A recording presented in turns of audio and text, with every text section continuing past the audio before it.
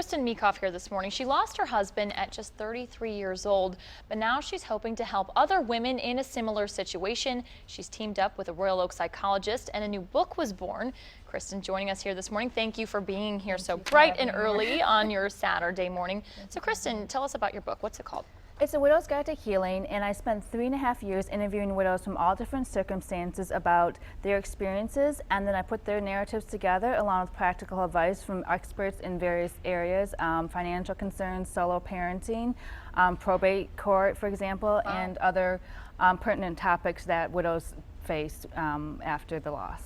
And so sometimes, I mean, you're talking from a range of different ages and experiences, Yes. but you lost your husband at a very young age, which made a different perspective here. Yes, I was 33. My husband had adrenal cancer. He was asymptomatic, and they had told us that he was going to be able to recover, not to panic. Wow. And so actually, he was even on the treadmill 2 weeks before he died. And so it was very shocking to me. Even though I have a background, I'm a master's degree in clinical social work. Nothing really prepared me for this loss. So I could imagine that others who experience sudden losses. For example, I interviewed a widow who lost her husband 9/11. I flew to Boston and talked with her about her experience and how that really shaped, the entire trajectory of her life changed after that. Yeah, so has this book almost been kind of cathartic for you in a way? It has. I mean, because it did take 3.5 years to do the research, the interviews. I saw myself changing even in my writing and the way that I saw grief and loss, and also I think the way that I approached the situation when I would do the interviews, how I looked at each person's narrative.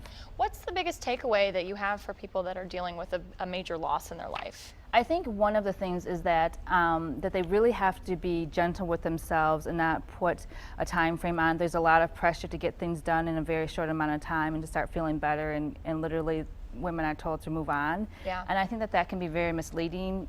Women tend to be very hard on themselves, wanting to get everything correct and perfect, and there really is no finish line for grief. You adjust to it in different ways over time. And it's very important also to take good care of yourself during those weeks and months after. And acknowledging it, maybe even reaching out, getting a book like this, helping yourself kind of understand what you're going through.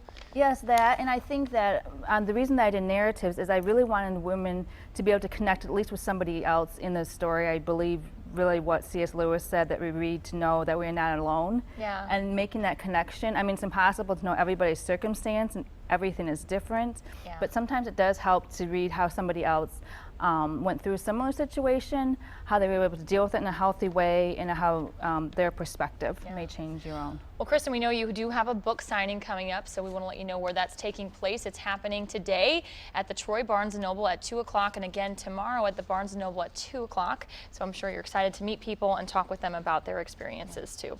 We wish you luck. Thank you so much. You. We'll send it over to Nima.